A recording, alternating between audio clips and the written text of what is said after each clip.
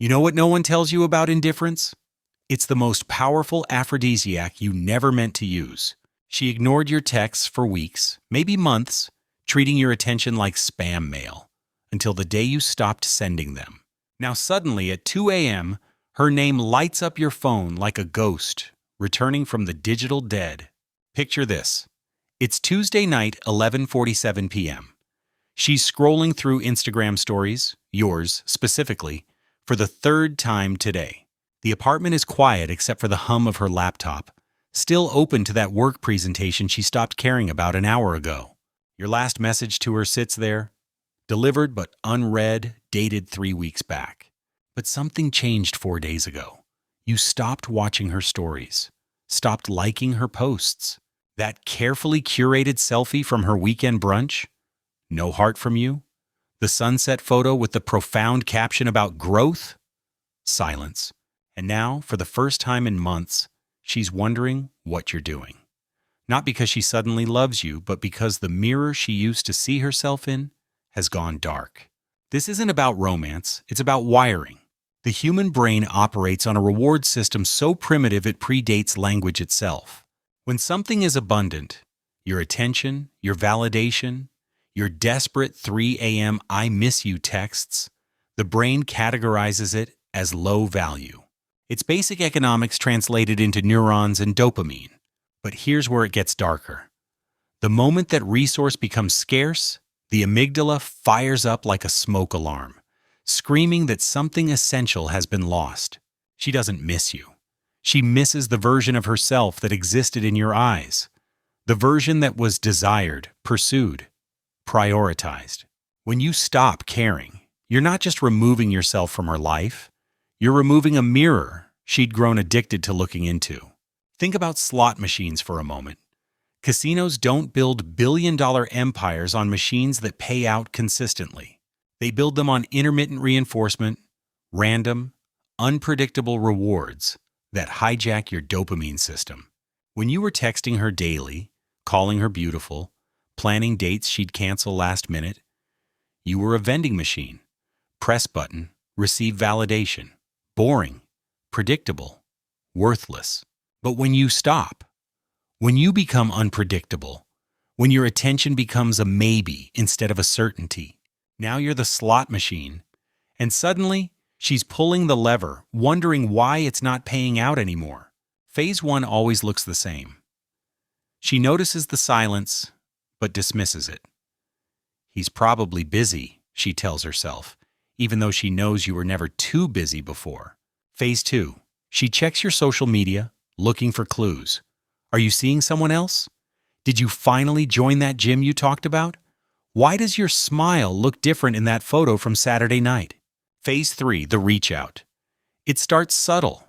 Maybe she reacts to your story with a fire emoji, or sends a "Hey stranger" text that pretends the last 3 months of emotional abandonment never happened. What changed between Phase 1 and Phase 3? Nothing about you.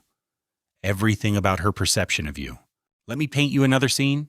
Remember that restaurant she said was too far when you suggested it for your anniversary? The one that was a 20-minute drive?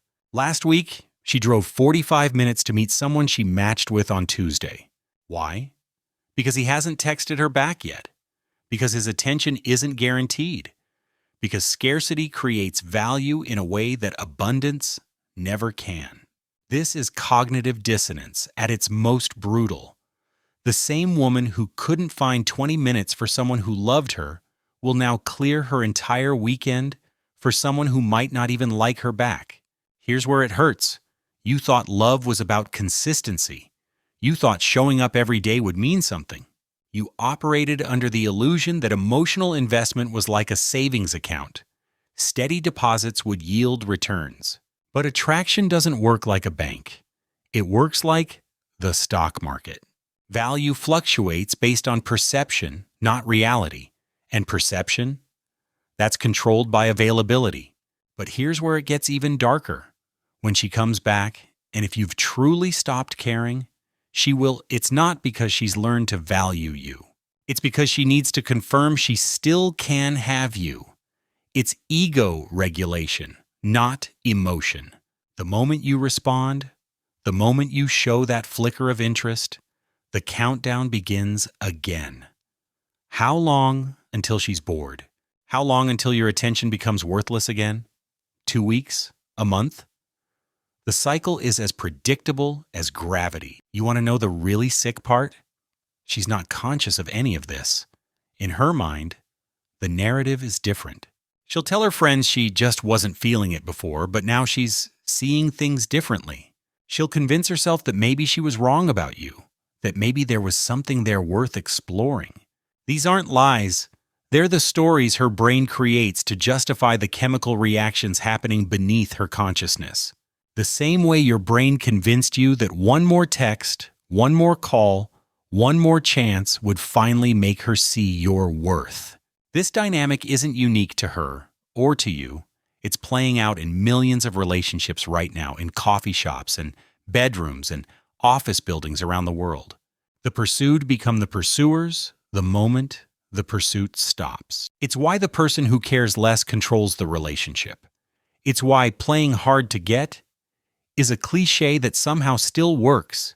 It's why your grandfather's advice about not calling her for 3 days wasn't just outdated wisdom, it was psychological warfare, dressed up as dating etiquette. Picture the last time you were truly hungry. Not peckish, not could eat, but genuinely hungry. Remember how food dominated your thoughts? How that gas station sandwich looked like a gourmet meal? Now picture your relationship with food when your fridge is full. You throw away leftovers. You skip meals. You take 40 minutes deciding what to order because nothing sounds good. This is her relationship with your attention. When it was abundant, it was leftovers. Now that it's scarce, it's the only thing she's hungry for. The projection here is almost artistic in its complexity. When you were available, she projected all her dissatisfaction onto you. You were too needy, too available, too much. But now that you're gone, she projects her ideals. You become the road not taken, the possibility unexplored, the what if that keeps her awake. She's not missing the real you, the one who double texted and overthought every emoji. She's missing the fictional you, the one her mind created to fill the silence you left behind. And this is where most men fail. They mistake this renewed interest for genuine desire. They think something has fundamentally changed. So they respond. They engage. They let hope creep back in like carbon monoxide, odorless, invisible, deadly. Within weeks, sometimes days, the dynamic resets. She remembers why she wasn't interested. You remember why you should have stayed gone. The dance begins again, except this time, you've taught her that your indifference has a price, and she knows exactly how much she needs to pay to break it. Here's a psychological term most people misuse: trauma bonding. But there's another one that actually applies here: intermittent reinforcement schedule. It's what creates gambling addicts, and it's what's happening in her brain when you go silent. Every relationship expert talks about no contact like it's a strategy, but it's not. It's just the absence of a strategy. It's you finally stopping the behavior that was pushing her away. The irony is brutal. The thing that brings her back is you giving up on bringing her back. You know what's happening in her apartment right now?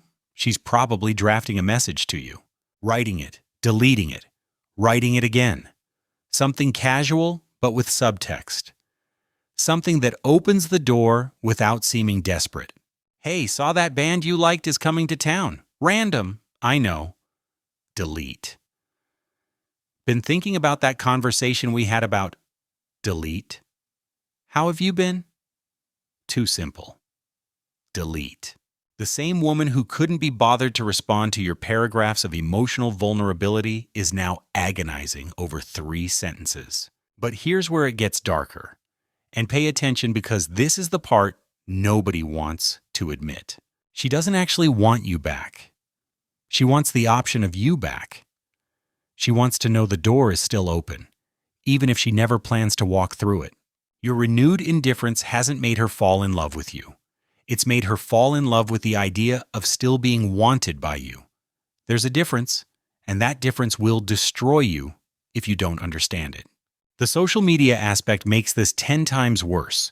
Every post you make without her in mind is a small rejection. Every story you watch without responding is noted. Every new female friend you add is analyzed. She's not stalking you. She's auditing her own value through your digital footprint. Remember when she posted that bikini photo 3 days after you stopped texting? That wasn't coincidence. That was a test. And when you didn't react, that was you failing her test but passing your own. Phase 4 is where things get interesting, the recalibration phase. This is where she starts rewriting history. Suddenly, you weren't too nice. You were really sweet. You weren't clingy. You were attentive. The same qualities that repelled her when they were abundant become attractive in their absence. It's not character growth. It's scarcity economics playing out in real time through the filter of human emotion. What she's experiencing isn't love. It's loss aversion. The same psychological principle that makes people hold on to losing stocks or stay in dead-end jobs. The fear of losing something becomes stronger than the desire to gain something better. When you were available, you were a sure thing. And sure things don't trigger dopamine. But now you're a potential loss. And the brain treats potential losses like emergencies. Here's what's happening at the neurological level. Her anterior cingulate cortex. The part of the brain that processes social rejection is firing like it's under attack. The same region that activates when you experience physical pain is now associating your absence with threat. This isn't metaphorical. Brain scans show that social rejection and physical pain activate identical regions. When you stop caring, you're literally causing her brain to experience something it interprets as pain. And what do humans do when they're in pain? They seek relief. You've become both the cause and the cure. But let's talk about what this revelation means for you. Because understanding the mechanism doesn't make you immune to it. Right now, you might be feeling powerful. You might be thinking you finally figured out the code. But here's the cold truth. Using someone's psychological wiring against them isn't winning. It's mutual destruction with better optics. The moment you start calculating your indifference, timing your responses, measuring your emotional distance for maximum impact, you've already lost. You've turned love into a chess match where both players are trying to lose slower. The real tragedy isn't that she only wants you when you're gone. It's that you needed to disappear to feel valuable. Think about that. Your worth became contingent on someone else's inability to see it. You're measuring your value through the lens of someone who couldn't recognize it when it was right in front of them. That's not victory. That's volunteering for emotional prison and calling it freedom. And here comes the midnight reckoning. It's 3 a.m. now. Your phone buzzes. It's her. I've been thinking about us. 5 words that would have changed your world 3 months ago. 5 words that now feel like archaeology, interesting to examine, but belonging to a different era. You stare at the message. Read receipts off, of course. You've learned that much. The cursor blinks. Your thumb hovers. This is the moment. This is the test. Not of her feelings, but of your growth. Will you respond because you want to, or because you want her to want you to? There's an ocean of difference between those two shores. She's typing now. Those 3 dots appear and disappear like Morse code for emotional uncertainty. Another message comes through. I know I don't have the right to reach out. The ellipsis is doing heavy lifting, implying depth where there might only be surface. You remember when her messages were short, distracted, delayed? Now they're crafted, careful, calculated. The same woman who couldn't find 5 minutes to respond to your good morning texts is now composing paragraphs at 3 a.m. Here's what she won't tell you, what she might not even know herself. This isn't about missing you. It's about missing the narrative where she's the main character. When you pursued her, she was the prize. When you stopped, she became the contestant. Nobody wants to be the contestant. The psychological shift from being pursued to being ignored is like going from first class to economy. Technically, you're still flying.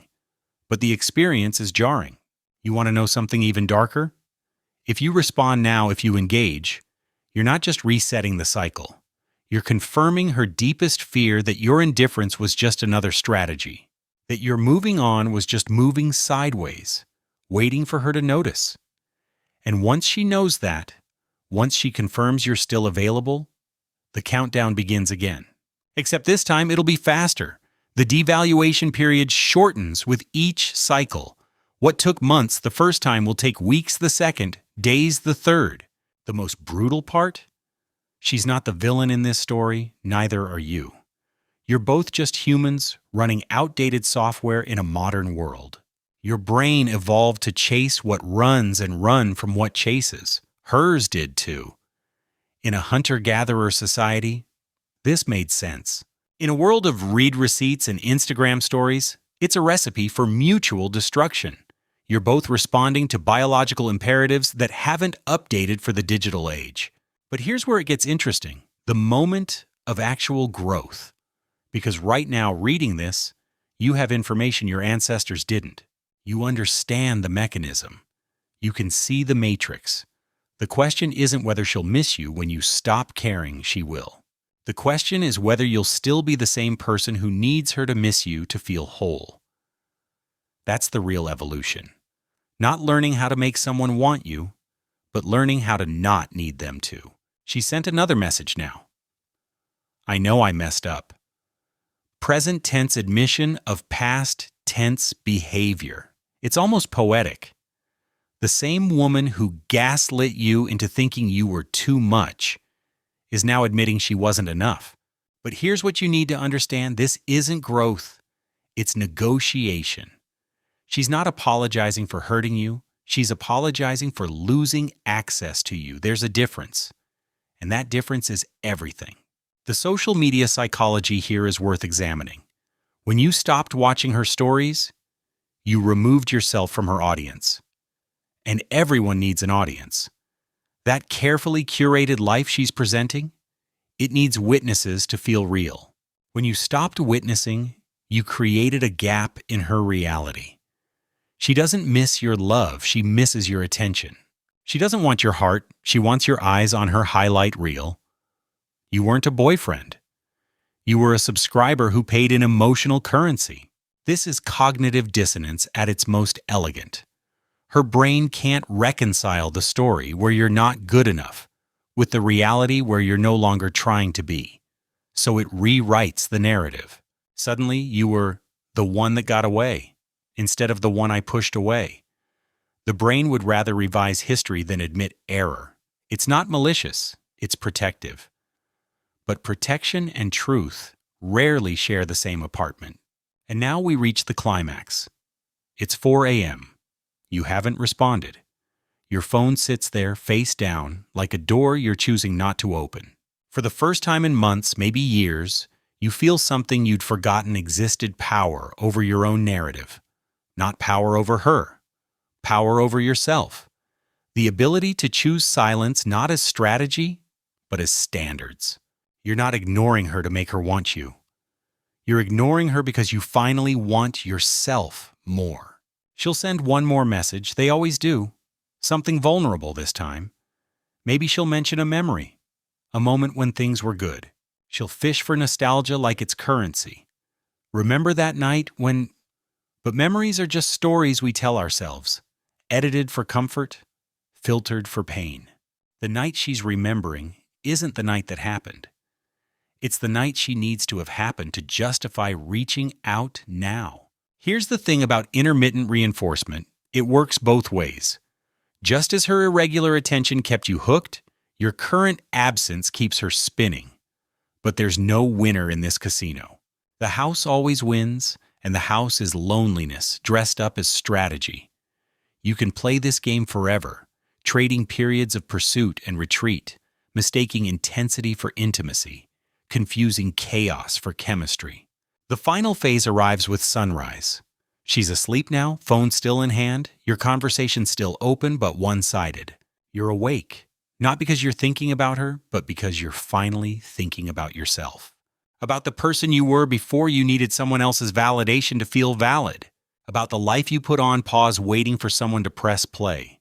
The tragedy isn't that she only misses you when you stop caring. The tragedy is that you only started living when you stopped waiting. This isn't about gender. Reverse the roles, and the psychology remains identical. This is about human nature, about the way we're wired to want what withdraws and withdraw from what wants. It's about the modern tragedy of connection. We've never been more linked and never felt more alone. Every relationship is now a power dynamic. Every text, a chess move. Every silence, a strategy. But what if it didn't have to be? What if instead of learning how to make people miss us, we learned how to miss ourselves when we abandon who we are for who we think someone wants us to be? What if the real power isn't in creating scarcity, but in recognizing abundance not in them, but in ourselves? She'll reach out again. Maybe not tomorrow, maybe not next week, but she will. Because the itch of unfinished business is impossible to ignore. And when she does, you'll face the same choice. Engage and reset the cycle, or maintain distance and preserve your peace. But here's the secret. If you're truly at peace, it won't feel like a choice. It'll feel like clarity. The most profound truth about indifference is that it can't be performed. Real indifference isn't a strategy, it's a symptom of growth, of moving forward, of filling your life with something more substantial than someone else's validation. When you truly stop caring, it's not because you're trying to make her miss you. It's because you've found something more worthy of your care. And that's when reality hits. The power was never in making her want you. The power was in no longer needing her to. The attraction was never about scarcity. It was about self-sufficiency. She doesn't miss you because you stopped caring. She misses you because when you stopped caring, you started becoming someone worth missing. But by then, if you've done it right, you won't need her to miss you anymore. The truth is, indifference is just another word for self-respect finally showing up to the party. And when self-respect arrives, everything else becomes background noise, including her 3 a.m. texts. The opposite of love isn't hate, it's indifference. But the opposite of indifference isn't love either. It's self-awareness dressed in boundaries, walking away from what diminishes you towards what develops you.